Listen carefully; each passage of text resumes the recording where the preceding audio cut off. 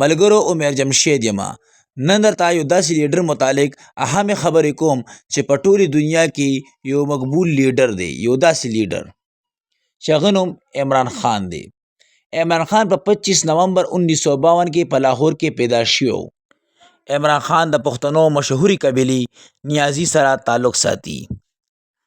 عمران خان د اکرام الله نیازي یو نیازبین زوی و او د ده والده به زیاتر په میاوالی کې پاتې کېده.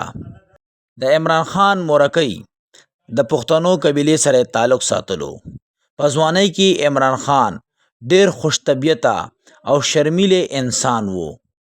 عمران خان ابتدایي تعلیم د لاهور نه حاصل کړی و. اعلی تعلیم دپاره برطانیې ته لاړو.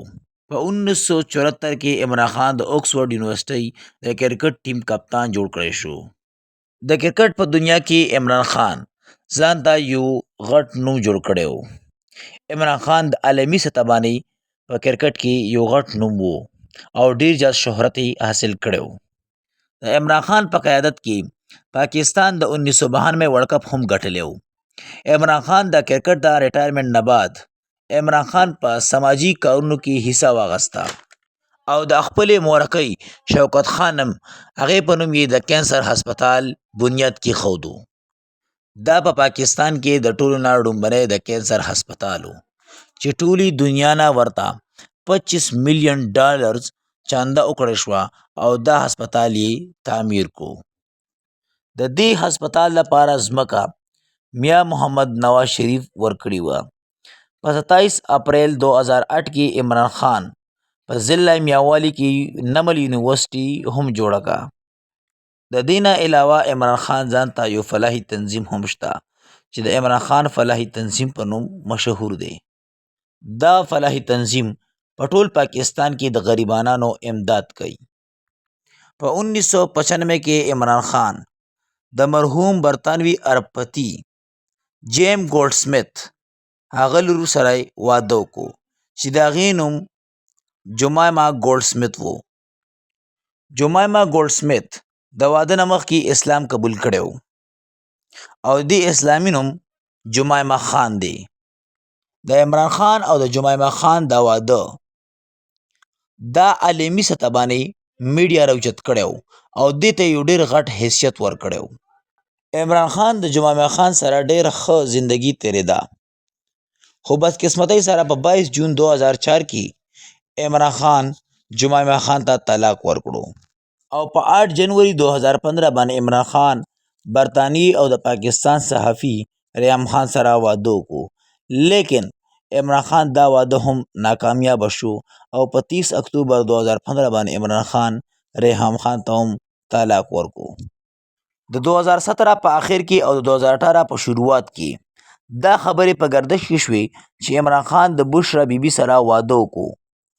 خو لیکن د دې تصدیق 8 فروری 2018 باندې پی ټی آی ولا وکړو چې او بالکل عمران خان د بشرا بیبي سره واده کړی دی. د کرکټ په دوران کې څو ځله عمران خان ته د سیاسي عهدو پیشکش شوی دی خو لیکن عمران خان ټوکراو کړی دی، یعنی عمران خان انکار کړی دی. په 1987 کې صدر پاکستان ضیاء الحق صاحب عمران خان ته په مسلم لیگ نون کې او د سیاسي عہدې پیشکش وکړو خو عمران خان انکار وکړو. دې نه علاوه نواز شریف هم عمران خان ته په مسلم لیگ نون کې د شمولیت پیشکش کړی خو لیکن عمران خان انکار کړی. دې نه علاوه نور هم سیاسي کسانو عمران خان ته د عہدو پیشکش کړی خو لیکن عمران خان قبول نه کو.